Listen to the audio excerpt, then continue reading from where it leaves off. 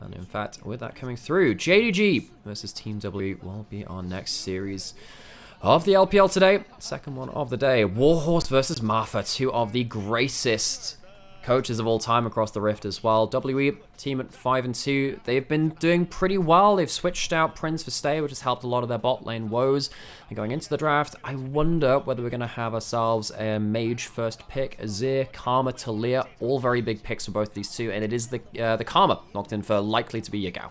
And it's been a little while since we've seen WE at this part of the standings, a team that has been up and down over the last few years. Some hopeful moments. I remember when Teacher Ma was in the mid lane playing the Galio, and there was a dream for WE to maybe have a little bit of that mojo that Munchables is so high on. But another look in this split, another solid start for them, which might be a little unusual for some of the fans who've fallen away from the halcyon days of Season 2 success from WE at least. And now we look at a Karma first pick, really a surprise in the current meta, and the response to the Xin Zhao and Azir. Oh, is it going to be the Azir? We don't talk about Hobbits. Don't talk about Hobbits. So the Azir coming through on the other side would be very likely for Fofo. It's one of his most comfortable picks, and it is locked in. It's an Azir comfort pick, and Fofo has had a pretty low champion pool for a lot of his career, but this is one of the ones which he's really had a lot of value on. Yeah, it is.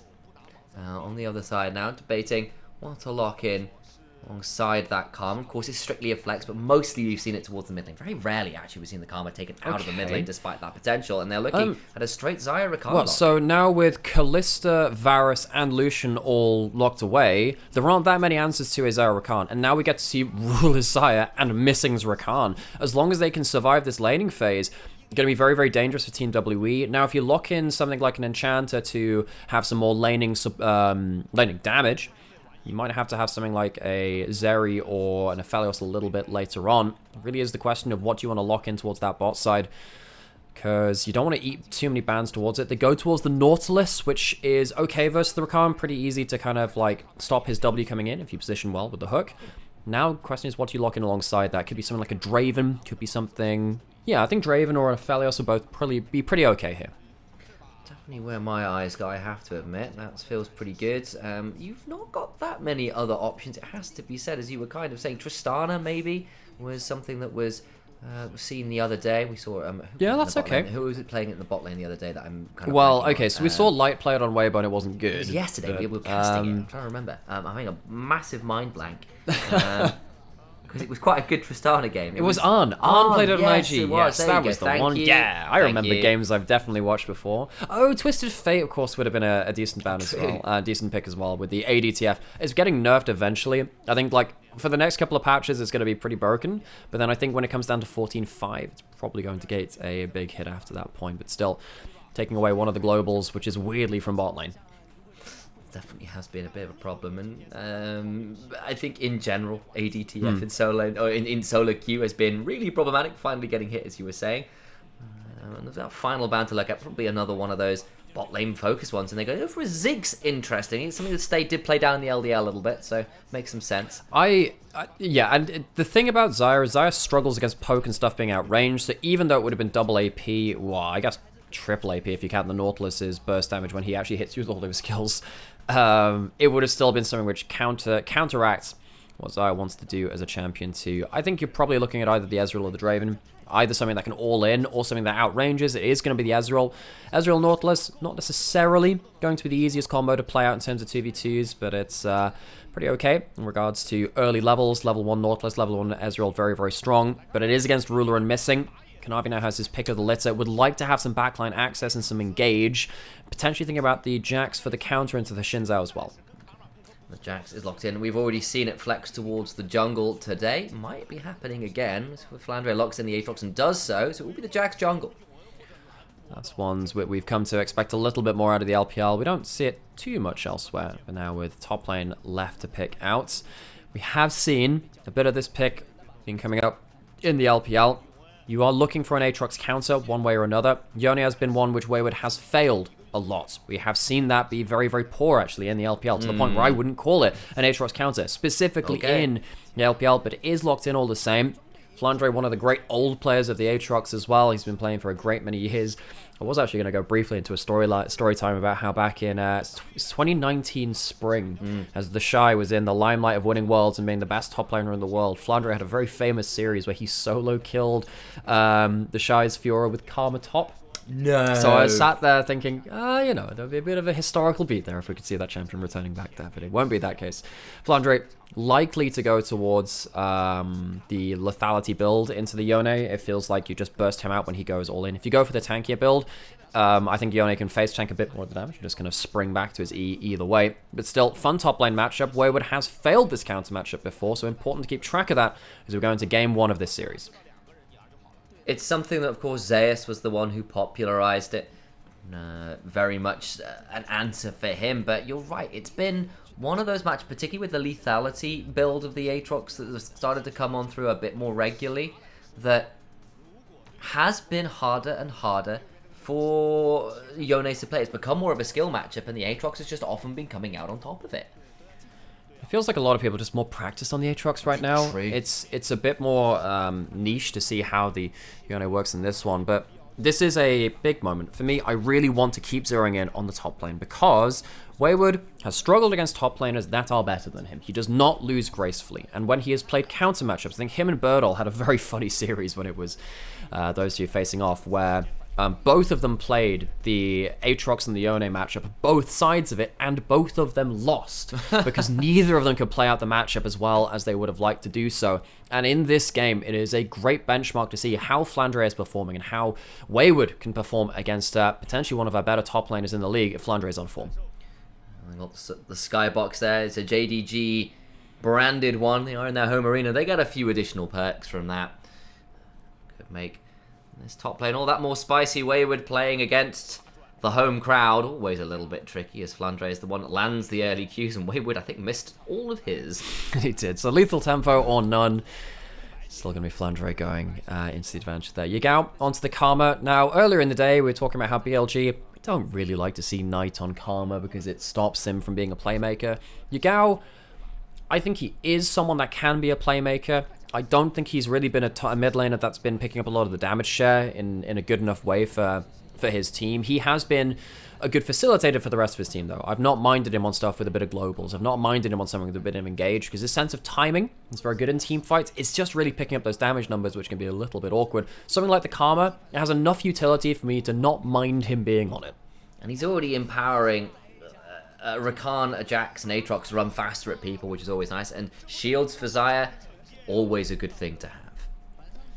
Especially against this kind of composition where when you have Ghost and the shield on, you can run down someone like an Ezreal who only has one dash to get away from you. Say's also gone for the teleport, so it will be triple teleport coming through from WE. They'll have a global advantage, but less combat summoners, which means that actually even in this early laning phase, watch out to see if an all-in can be hit early from Ruler and Missing to get themselves early 2v2 pressure, 2v2 kills on a duo they are so good at. They are deadly. I think it's fair to say Ruler and Missing really were so difficult to take apart last year. Even though like the laning phase wasn't always their strength, but it hit 15 minutes and they just couldn't be stopped.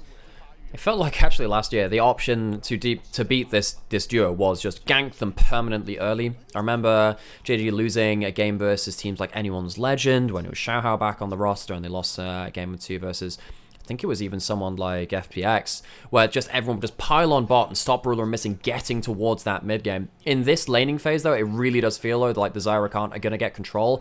That's a problem. If Xayah Rakan have a good game to play out a laning phase and then play out team fights, they will typically take over a game, especially when they are the quality of Ruler and Missing. So WE, they would really like to shut down this bot lane. Otherwise, I don't see this mid game going well for them. That will probably be easier said than done, however. I mean, both Xayah and Ezreal, not the easiest champions to consistently gank, particularly once for the Xayah, the level 6 comes on through, but see whether one of these teams can make it happen. Here's Ruler and Missing that have the early priority in this lane. It's funny you mentioned that kind of level 6 mark as well, because in terms of shutting down bot lane, when you do it in the current meta, it's not really past the level 6 mark. It tends to be a lot earlier into the game. When you do it around your level 2, your level 3, when your junglers are hitting level 4 with double buffs, and they're very strong. Missing acting as a living ward, a battle ward, one might say, towards that tri-brush down there. Kanavi's going to buy Scuttle Crab for himself, and he's going to take it away from Hung on the other side of the map. He's going towards top side as well, where that top lane matchup will be left a little bit on weak side, but Flandre has the wave on his side of the lane, and he'll be happy to just soak up minions. It's been a relatively quiet early game. Both junglers not doing anything particularly surprising with their pathing. They've pathed in opposite directions. They've full cleared and taking a scuttle crab.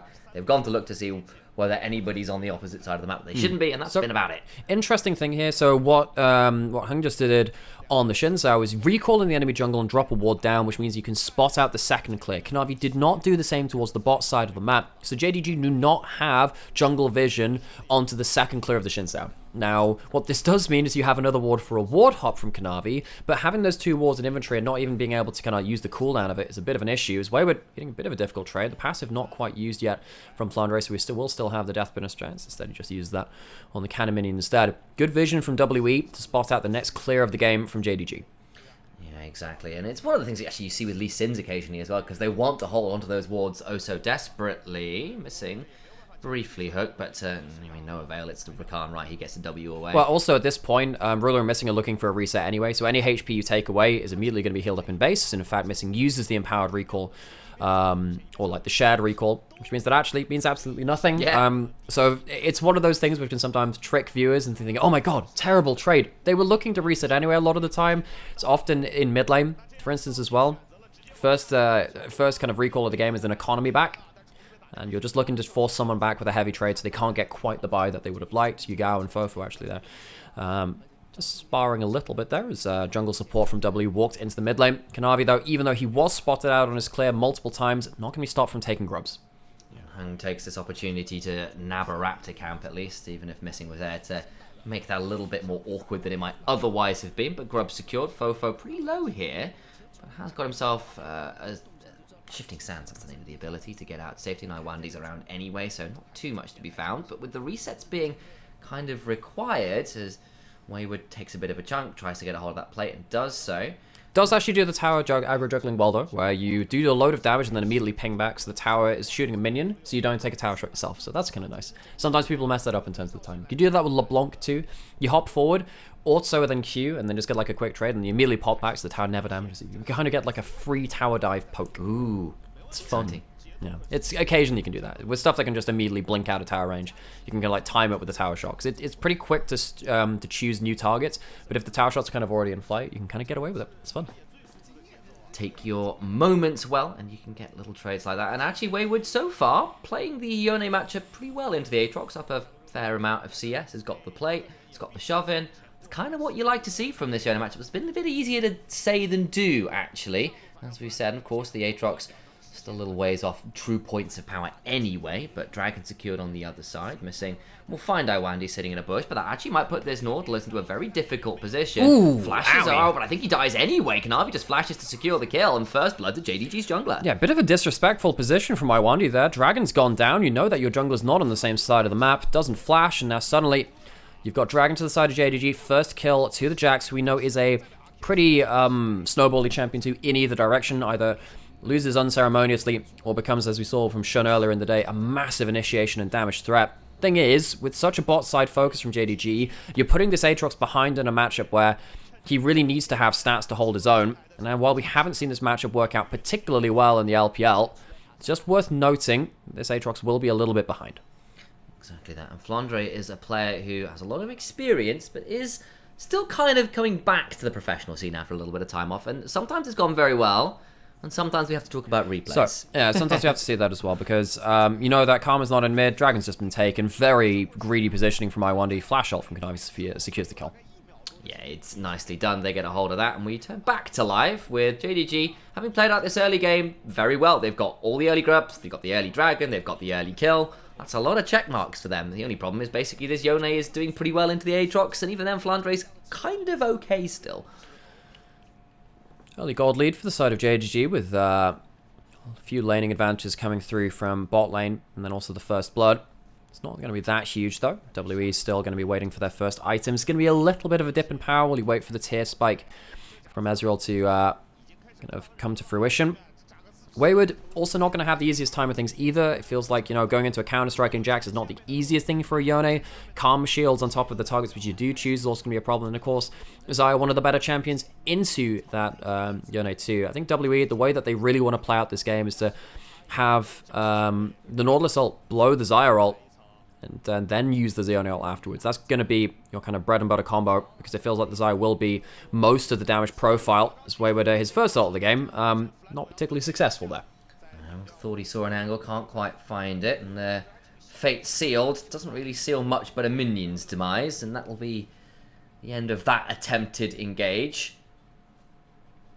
Flandre just collecting waves again. He's not getting any attention up here. I think that JDG very much know, hey, we have maybe the best Xayah in the world in the bot lane in a laning matchup, which is really, really strong. Let's play towards that. Flandre, we'll see you later. He's not too far behind. In fact, he's only just, you know, about a wave behind, which is completely fine for him. There's a plate or two, of course, going to the side of Wayward 2, which is a little bit annoying. Flandre, it does still look like he's going towards the Profane Hydra with the pickaxe built up a little early on. Should be going into the Brutalizer. Need to see whether JDG can actually turn on the afterburners. They're not a quick team. They're a team which is typically waited for a mid-game fight, where it's quite reminiscent of the earlier era of JDG when Yagao was last on the roster in 2022, and beforehand it really felt like they just tear you apart with a single one fight. That's why things are slowing down just a little bit as you wait for their moment.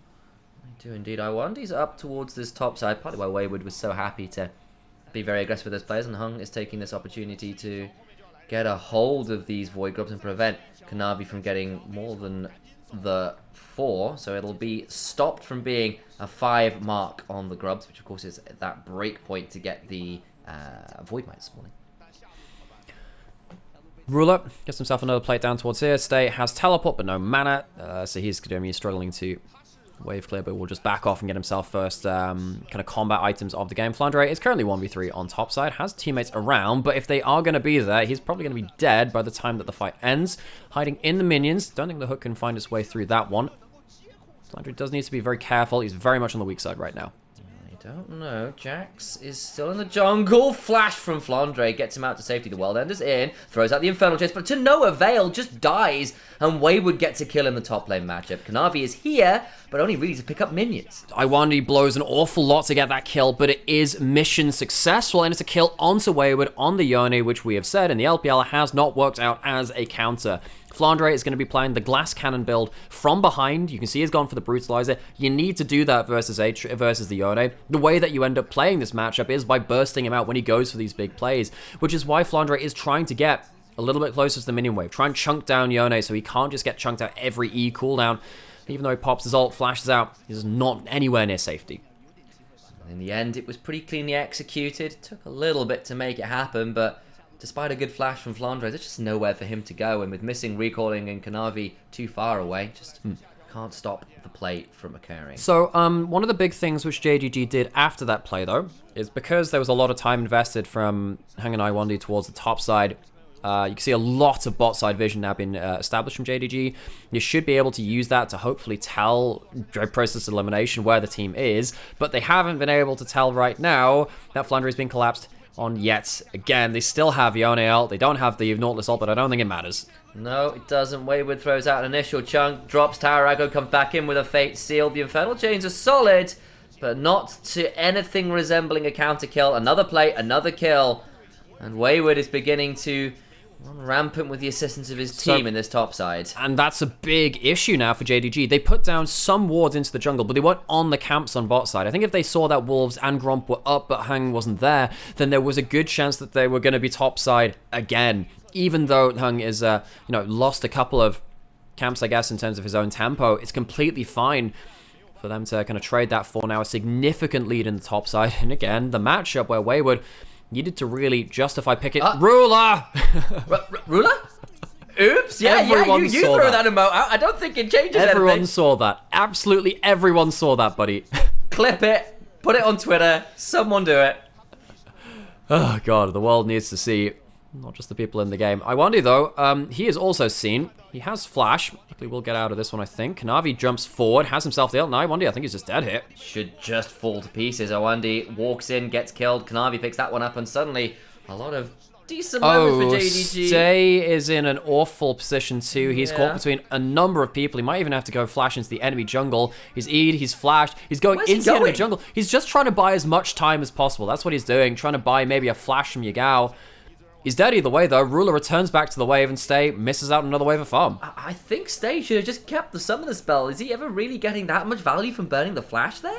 No, not really. Well, the value you're getting is not giving the kill to Ruler. However, you're still giving tower in bot side. It's not first tower that's taken by Wayward up in the top side, but still 5 plates and a tower to the side of this Xayah. Xayah and Yone, both 2 champions, which could really determine the fate of this game, especially with the fate sealed onto that Xayah later. I knew that pun was coming.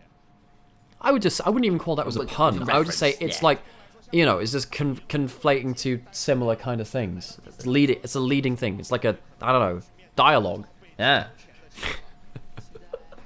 It's only a pun if it's meant to be a joke. That was just like, aha, that was kind of fun. It was fun. Thanks. I enjoyed it. Thanks, I appreciate it. I know you, as the English lit student, would appreciate that one. All right. That's what I was saying. Was it worth it, Ruler? Oops. That's what happens when a support takes the ward gold from you just one too many times. Never again. Yeah, that one's some rage flashing right there. Ruler notorious for his, you know, general rage. His gamer rage. Really, is that what you know? Yeah, absolutely. Yeah. He's notorious for it. I never knew that before. Yeah, it's why he's a ruler, right? Like you've got to have that kind of ego to be named ruler. Not all the time. There are kind kings sometimes. There are benevolent ones, not all of them. There are Deadeye Wandies occasionally. Yeah, He's died again. Yeah, and that one went to Yagao, who... He's 2-0-1. He's actually... Oh, wait. Actually, Wayward's in a bad spot now. I think if that route came through, there was a potential of that being... dangerous. A little bit dangerous. Kanavi was around. And actually, there's a problem here now where it feels like Jax with 2-0-1 could actually start contending with what Yone wants to bring out. Yeah, the Yone is in a good position, right? But everyone else on the map, as you said, is kind of like not having the greatest time. Fofo at least is farming well enough, but you know, 2 kills onto Yagao, who's roamed around and helped the team out a lot more. Is already at the Malignant. There you go, that's the name of that item. And there is still the problem with Xayah, who's been gifted so much free time and resources in this bot side to be very, very scary on this Xayah. It doesn't show on the kills. It shows in the CS though, in terms of the plates which were taken in the towers. Ruler is in a really good spot. Has himself a red buff as well coming into mid-game. It's been shared, that one. WE, they do have a range advantage with the Azir and the Ezreal, and Ezreal does have himself Essence Reaver, so he is no slouch of a power spike himself. W with a good amount of vision now to really tell what's happening around the top side of the map. Not quite enough Wayward to push up safely towards there. You can see that Flandre currently actually holding. It's not quite a freeze. You need an extra 4 minute advantage to hold that one. It's going to be slowly pushing out, but still. Now what that means now is that WE want to push in this mid lane knowing that there's no flank coming in. Charge as Hung comes from off screen to launch that Herald into the mid lane. Won't secure the turret quite, unfortunately. A couple auto attacks remaining on that one, which might be easier said than done to get. So as WE show in mid lane, Aatrox pushes out the full top lane wave and means that there has to be a response, but Fofo picks that one up all the same. Of course, this is not going to be the tank one, it's going to be the more traditional Nash's Tooth. I actually wonder if the tank would have been a really good build this game, but I guess against something like the Jax, who's really annoying about that, would be a bit of a problem. Wayward, yeah, he's in a bit of a difficult spot. Probably minimum flash being broken. I don't know whether that actually gets him out. He's trying to play this one out and get a Q3 to be able to escape and decides, look, I've just got to hold on to the flash. There's no way I'm getting out if I burn it. Rewind like a minute ago and say, WE have some good vision on the top side of the map, but not enough for Wayward to push up safely. Now, this is why sometimes the Yone has not worked in the LPL. You can get individual lanes in leads in lane. God, words are hard, man. But trying to actually transfer that later into the game has been a bit of an issue. Now, Wayward, he has himself towards that second item, but that's a bad death to give up, whereas Flandre on the other side has actually had an uncontested lane for a little while. So Aatrox has managed to escape himself from the Yone matchup for just now. You know, compare that to, say, Bin's split pushing efforts from games 1 and 2 of the day. Much harder to deal with. That Udyr in particular was a real nightmare. And for the side of Wayward, playing a little bit more scared as Fofo Does get stunned, but has an Emperor's Divide to get him out to safety. Still, that is a big ultimate down before what would have been a dragon fight. Both Shun and Kanavi have had a really good time with things on this Jack so far. It's so often been the top lane players of the LPL making a mess of games on this champion. The junglers now get a swing at it too. It's going to be a dragon going over, a very early soul point for JDG. Flandre is caught out, but does have flash. He should be safe to get back towards mid-turret, which indeed he does. He's very much been on the weak side of the map, and he's been playing fairly gracefully in that regard. It's not like he's been blown out. He's managed to get some advantages here and there and get himself back into the game. A little bit annoying to lose his ult there for free, but still, he's not really been given any resources, and I think given the state he is in the game, he's doing okay with that. Yeah, it could have been a lot worse considering he was tower dove twice. Yes, absolutely. Now we got ourselves a bit of a waiting game now. Dragon going to be up in the next 5 minutes. It'll be around about 22 minutes when that one comes up. And then, of course, Baron will be up a little sooner as well. WE, with the way that resets have worked out, will be able to force down mid lane outer turret. That will change the vision game. Look at those wards again. Because we have more melee supports being played currently in the LPL because of the bans which have come through, we're seeing a lot more supports that can actually face check and put down wards, such as there. You know, Missing can actually walk up, safe to walk out. Can't really do the same on something like a Renata all the time. But when you have that, it means that look at the wards. You've got very deep wards coming in from both JDG and WE on each side of the map.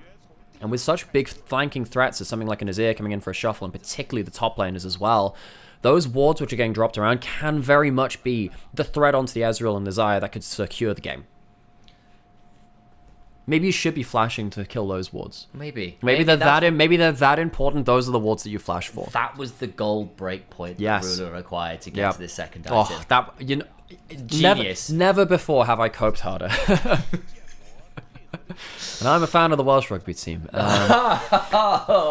it was a hard time on Sunday where Rashim was like, oh yeah, so about Wales Island. I'm like, you say that once more and I will send you to the grey screen. Send you to the nether realm, exactly. You can see that stay at least managing to wave clear out in this mid lane. Quite hard to really get the most out of this side. You can see that E cooldown using the W shield as well. Wayward actually making a mistake there. He should actually walk towards the tower shot so it hits him earlier, so the shield doesn't go off. One of those micro things which comes through. But when you have the Blade of the Ruin King for so much sustain, it actually becomes a bit of an issue. Either way, you just kind of get ruined out in terms of the sustain. Do you think that like the Ruin King has other bits of accoutrement you could buy? What? Like the jacket of the Ruin King? Yeah, exactly. The boots of the Ruin King. The bootykins of the Ruin King. The Caligulas. Okay, that's a really out there reference, which no one else... I'm not going to explain it. No, I am. Why? So, you know the Roman Emperor Caligula? No. It's actually a nickname. He used to be taken out on campaign with his father, and he used to have like a little Roman legionary's outfit. Flandre is probably dead. Probably. Anyway, about Caligula... so he would go out on campaign, and he had like a little Roman legionary's outfit. So the soldiers that were kind of like close to him and his father used to give him the name of but the boots they wore were called Caligae, and then Caligula are like mini boots. Bootykins. So it's bootykins pretty much. So that was the soldier's nickname for Caligula, who turns out was not actually the worst guy ever, even though the stories of him being insane. Same with Nero. Most of the time when you hear bad shit about emperors, it's because the people that killed them obviously didn't like them because they killed them and they wanted to tarnish their legacy. Some of them were pretty bad, like Domitian. He was pretty bad. Domitian was a wild guy. He was a bit of a... He liked to kill people in quite bad ways. Like this, when you've got giant... I would not like to die by anchor. That would be actually really not that fun. That feels pretty like... You know... That feels like you're gonna find something on like a CSI kind of like. Well, series. no. So there are actually a lot of people, a lot of dock workers that die because anchor chains and ropes snap. Of course. Because if you have like cargo ships which are being tethered down, and when those ropes break, they will like tear you in half. I'm sure. Yeah. So scary. I'm not gonna say I have an irrational fear of like docking lines and tethers and stuff like that. It's a purely rational fear of what happens if a ship like in a storm or something breaks free of that tether and just snaps out. That would be very bad. TM. What? I was like, trademark. Very bad. Trademark. For a second, I thought it was technical move from Pokemon. Like, it's very, very bad. Very bad. The technical move. Would you like a TM bad move? That feels like a Team Rocket there's mean look and like scary face and stuff like that. Now get ready for bad move. So you know that slowpoke tail thing you could buy in gold and silver? Is this like that new equivalent? I'm pretty sure they removed that in later editions. By the way, it was pretty metal. Yeah, Yeah, the game slowed down a bit. We know this to be a thing from JDG. Unlike a team like BLG, which is a much more fast-paced team, JDG are a team which they wait until item breakpoints, they team fight you in the mid game, and they run things over. It's quite similar in some ways to how they played last year, but with Yagao, instead of Knight, in terms of Knight being a premier playmaker and being able to snowball through much earlier points in the game, JDG nowadays, they really are just waiting for their breaking points and then just trying to team fight their way into a masterclass somewhere along the line. You've got 2 items now from Flandre with the Edge of Night. He's going to be a little bit harder to deny into the backline, but there's an Infinity Edge on Wayward on the other side. Team W very much not out of this yet. Need to see this Yone have big impact. That is the thread onto the Xayah which they need. Eyes on Wayward and eyes on Ruler, really. These two members can be pretty huge. As Wayward is just soloing out the Dragon, and no real way for Kanavi to get over here. So I think this Dragon is just secured. Yep. So you can see what's happened with Wayward being on the bot side of the map for so long. It means that he has control over it. We put down the vision control, which we've said has actually been very good for them this game so far. JDG can't get themselves early soul, and they don't really feel like they have the positioning to fight. They will once again wait for their moment. Problem is, saw a little bit of a love tap there onto missing. Fofo has so much damage already. This is not going to be an easily won team fight for JDG, even if they do pick their moment soon. Over they go to WE to secure that Void corrupted Rift Scuttler and helps them try and contest his vision. But JDG very swift to put down a few extra wards after their initial wave are cleared out. JDG very much hemmed into their own side of the map right now. Azir's been pushing in mid. You can see that Wayward's been pushing in a side lane and not been caught out this time as well. His one death of the game was a little bit awkward management of side lane vision and then wave push. And it feels like JDG, they're really suffering now from a lack of pushing lanes. You have Yagao that can push out one wave as a Karma, but even then against the Azir, it's less consistent wave clear because your Q is on a much higher cooldown than Azir's auto attacks, which tend to just clear through that wave very, very quickly. JDG not really losing out on gold, though, at least. They're losing out on vision, and now they get themselves a brief moment where WE reset, the full court press ends for a moment, and that's an opening towards the Baron. And they're going to really hung into the pit, which could have been a disaster for him, but still can get over the wall. Of course, he's a Shinsan, very difficult to knife entrance to this pit. I think it's just a flip. Okay, so this is a teleport coming out from where it is a full flip. He's going to try and steal it, doesn't quite make it happen. It is still the 1-for-none in favor of WE as JDG take the flip and now need to extricate themselves from the scenario. Oh no, the blast cone, they don't see it. Ruler does get wide of the hook, though. That was very dangerous indeed. So, JDG get out with 3, but oh my god, that is very lucky that Ruler wasn't just consigned to an early death by Flandre plopping the blast cone. Lucky they got the Baron, bluntly. They were. They had the feather pullback, which is a really good securing tool. As it stands, they're going to be losing a bit of gold until they get some resets coming through. Kanavi unlucky to get out with that one, but still, that was, in the truest sense, sizzling burgers flipping on the plan. Hung gets into the pit, gets himself his ult through. Lucky to get that through there, but Ruler with the level 15 multi-item Xayah, very, very strong with the Blade Caller to get some extra damage on top of the smite. That blast cone, as you said, nearly caused them some grief at the end of it all, but they get away. It's now a 3rd item for Ruler. That Lord Dominic's regards in and available. And they can start to play out the game with the Baron in hand, but of course, because of the fact they lost quite a lot at the end of it all, they're actually on a minus 600 Baron power play so far.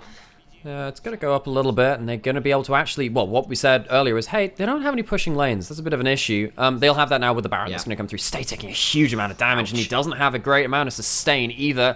Going to try and ult for wave clear, gets a bit of a clip onto Yagao. WE, they'd love to start forcing a fight before these waves become too much of an issue. Problem is, they're eating a lot of damage for trying to contest it. And all the while, Fofo uncontested shoving in that top lane, trying to take this moment while WE fight pretty aggressively for wave control, and Wayward roamed over to try and find something of a flank angle. The flangle, yes, of course. Well, will the flangle become a flank, and will it become a grim flank angle as it goes right down the middle? Kanavi starts putting in some damage. So I think that probably counts the flangle so far. Gets a lot of chunk onto Iwande, and they do get a hold of that turret. The problem is, look at Fofo, does get the tier 2 elsewhere. Yeah, so the wave clear, which was so hard fought for WE, is buying time for Fofo in a side lane on Azir to get some damage done. Azir is one of the best mages at playing through side lanes in the game right now, which is really strange, because Azir used to be one of these picks which kind of struggled to play through side lanes. Now that you have the ability to go towards Nash's Tooth, you have really good side lane wave clear, and it feels like a lot of players have learned how to, alongside their team, be very safe in terms of the vision and how they push. Azir has become a real good team fighting threat with side lane presence. He's a very unique champion in that regards. Players like You know, UCal, players like Scout, players like Fofo, all showing us how it's done. Back to a brief moment of respite we go. The gold lead, it's 1,000 gold at 27 minutes. Doesn't really matter all that much at this point. Instead, our eyes have to turn towards this dragon because JDG are still at Soul Point, and an Ocean Soul could break this game.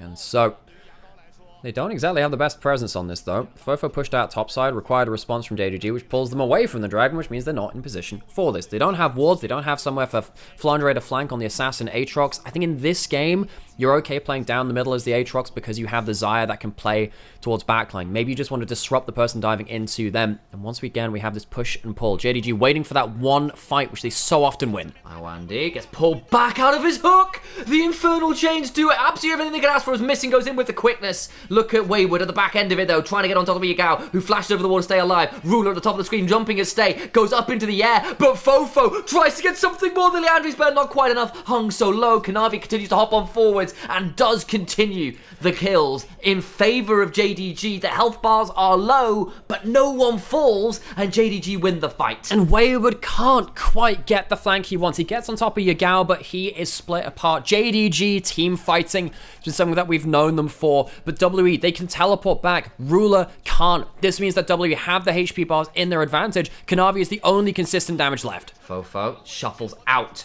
of the Infernal Chains. Flandre still low. The HP bars beginning to dwindle again for JDG as Wayward just deletes him. It gets close. It really does. He gets another. And the dragon's secured by Fofo. Wayward just heals his way through nearly everybody. A final auto will kill Yagao, but Fofo just can't quite get in range. The soldiers shuffle forwards, but Ruler comes back and just deletes two at the back end of it. The unseen Xayah is the deadliest, hops into the bush and hides just around the corner to clean up a couple of very important kills. But JDG, they lose the dragon. They lose a lot of members around that too. And Wayward on the Yone is the huge reason for that. They don't have the huge turnaround damage to stop Yone from getting huge amounts of value. Flandre, fantastic combo, gets the under 50% HP bonus to the Profane Hydra, but not before Wayward manages to finish himself off a lot of kills beyond that point too. This is the point though, which is so crucial. Ruler hides just around the corner. Crouching Xayah, hidden Ruler, manages to get himself a really important set of kills.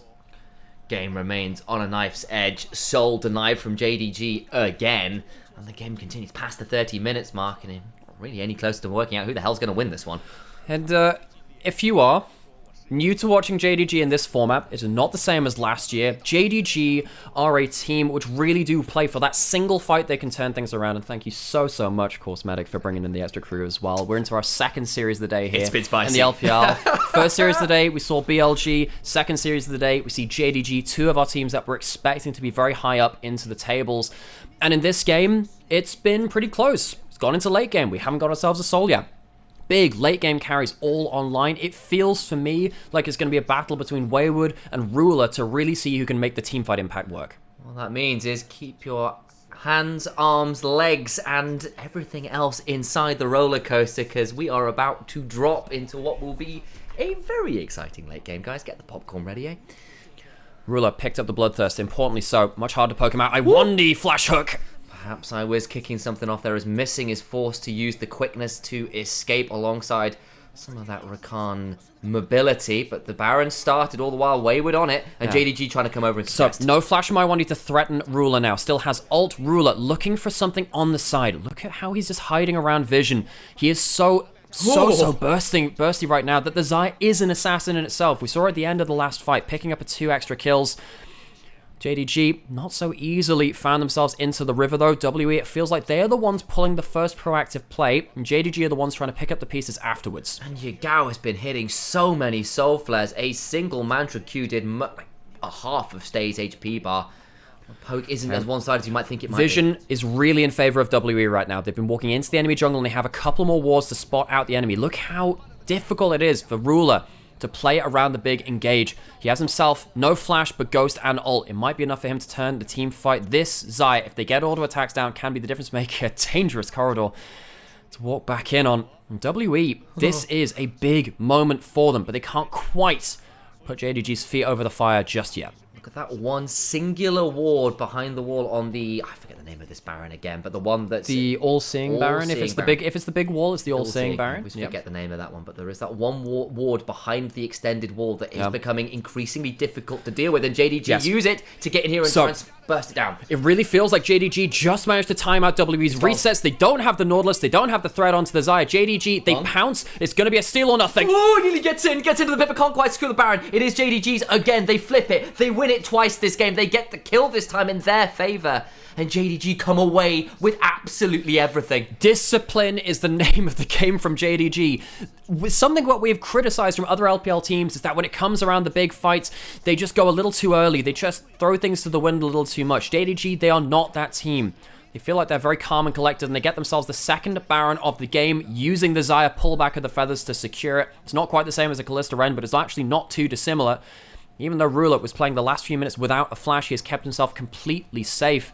And now we have Ruler and Missing to a very strong position now for the next fights of the game. They get to reset, they get to go towards the Dragon. They won't, however, have the timing to get themselves into River early for this Dragon. WE, they're trying to force down mid-priority, realizing if they give up this wave against the Baron, it will go from bad to worse. Kanavi finds Wayward, who's now in a dangerous position himself, knocked up and pulled back. Wayward doesn't have the ultimate to use. He's down for the count.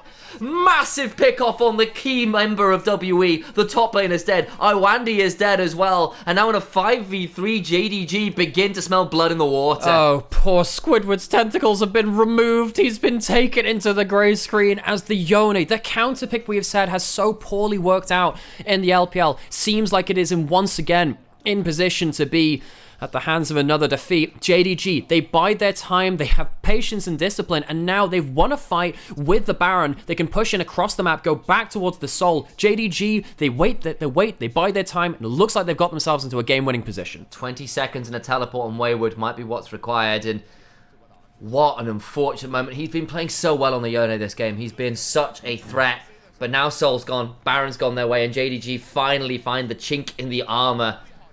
WE begin to crumble as we see this catch on Wayward one more time. Wayward, very poor timing there. He sees Kanavi walking around the corner, but this is just not anywhere close for the rest of his team to perform a frontline for him. Yone cannot go down straight down the front of a team fight. He can't do the flankant. He has to be on the angle, because if he goes straight into the enemy team, that's exactly what happens. Take a breath, everyone. The game's not over yet, but JDG, it feels, are the ones who have got WE pressed against the wall. 6,000 gold lead, the Soul, the dregs of Baron. It's all theirs for taking now.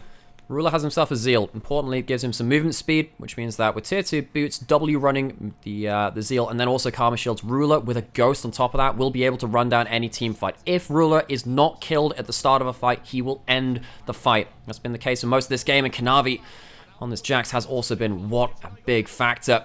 Even though Stay has some good poke back, I think JDG are happy to keep pushing.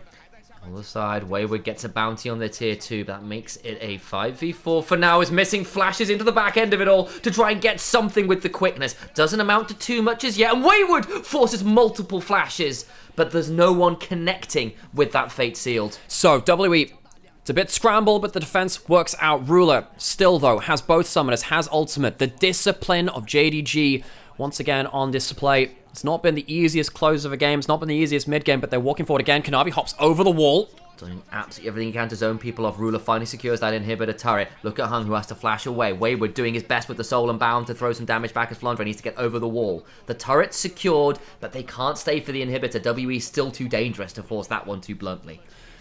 I think the Ocean Soul as well, really just emboldening JDG to take some longer fights. Yes, they eat some poke, but if they get a little tap back with stuff like the Bloodthirster on Xayah, immediately full HP. Even the rest of the team now, they just get one tag. Feels like they can keep fighting beyond that point. WE feels like they might have to wait for an Elder. Eyes on your Gao as well. 4 items on this Karma. 6, 0, and 5 has been hitting everybody for just monstrous damage. Karma, I know at one point was thought to fall off a little bit in terms of the damage numbers. I think with what you're into here, and also bluntly the fact that with all those new AP scalings, you hit a Mantra Q late game, it's still doing really respectable damage. Yeah, I remember the ending of Game 2 of BLG versus LNG. Knight hits a 3-man Mantra Q, which effectively ends the game. If you hit that onto Stay, Fofo, hell, even Iwandi is not sat there with a huge amount of MR. He's building it up now, but against the 4-item Karma, it really doesn't feel like it's going to be enough. So, JDG, they've had a bit of a tense game so far. But I think this is a really good game to show some of the things that we're knowing about this team, right? They're actually quite hard to get under the skin of, and when it gets towards late game, they're not often the team to make sloppy mistakes. They're actually quite a tight run ship. Feels like they don't really give over the easy engages, even if they're not the ones necessarily being proactive. Ruler getting himself towards the rapid fire cannon as well. Very important in this kind of game, because, as we said, when you have the W running on Xayah, you get a lot of move speed. You have to get that first auto attack onto an enemy champion, though. So, with the extended range from the rapid fire cannon, means that Ruler, with his W running, can very much get that extended mobility very, very quickly. Look at that. Look how much damage that individual fire cannon is working at. If he does that with the W running, it's going to be even worse for it. WE, how are they going to get past this Xayah? How are they going to get past the rest of this team fight? Oh my days, so hard to deal with. Ruler just murders Fofo already. The mid laner down. Look at the chunk onto Heng as well. Oh my days, the back end of it all. The counter-strike comes in, and JDG find one team fight to ruler them all. In the LPL, we measure bot difference with a ruler. And it is stretching up towards the heavens. The Xayah does not die in this game. They're going to use their grub buffs. They're going to use a lack of minions, I suppose, to get in towards this mid lane inhibitor. And Team WE, they fought valiantly. Felt like they had JDG in a tough spot in a macro sense and a vision sense for a large portion of this game. But it was not enough.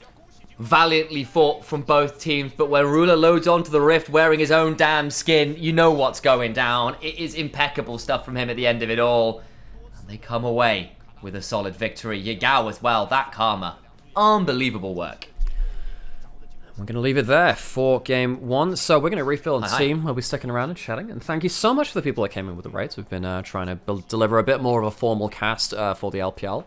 And hope you guys enjoy it. It's, yeah, for those of you that aren't acquainted with us. Hi. I'm Alex, that's Sam. We're brothers. We cast League of Legends. You might have seen us on LPL or else LEC at different points as well. And yeah, we figured since we have the co-streaming rights, we may as well try and give a bit more of a formal presentation to some of the LPL games that aren't on the official broadcast. Indeed. And hope Medic had a good stream. Hope you guys enjoyed.